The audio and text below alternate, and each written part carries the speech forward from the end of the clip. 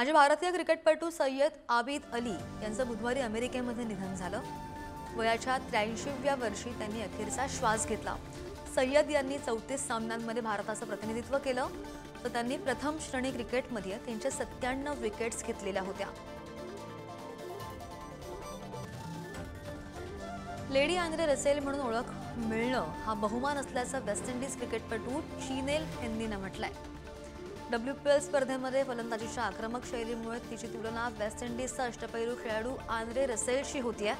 दरम्यान रसेलची तुलना होणं माझ्यासाठी गौरव आहे असं सुद्धा तिनं म्हटलंय। न्यूझीलंडचा माजी क्रिकेटपटू शेन बॉन्डनं जसप्रीत बुमराहबद्दल मोठं भाष्य केलंय। बुमराच्या दुखापतीमुळे त्याची कारकीर्द संपू शकते असं बॉन्डनं म्हटलंय। बुमराच्या पाठीवर शस्त्रक्रिया करण्यात आली आहे आणि त्याच जागी पुन्हा दुखापत झाल्यास बुमराच्या कारकीर्द धोक्यात येईल असं बॉन्डनं म्हटलंय।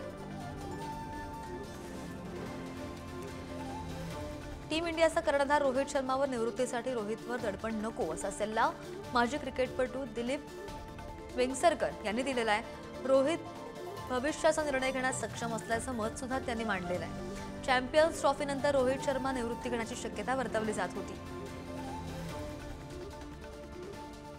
ओडीआय क्रमवारीमध्ये रोहित शर्मानं तिसरं स्थान पटकावलं। नुकत्याच पार पडलेल्या चॅम्पियन्स ट्रॉफीमध्ये भारताने न्यूझीलंडला पराभूत करत तिसऱ्यांदा स्पर्धा जिंकली आहे आणि या जेतेपदासोबतच ओडीआय क्रमवारीमध्ये शुभमन गिलनं अव्वल स्थान कायम राखलंय, तर कर्णधार रोहित शर्मानं तिसरं स्थान पटकावलेलं आहे।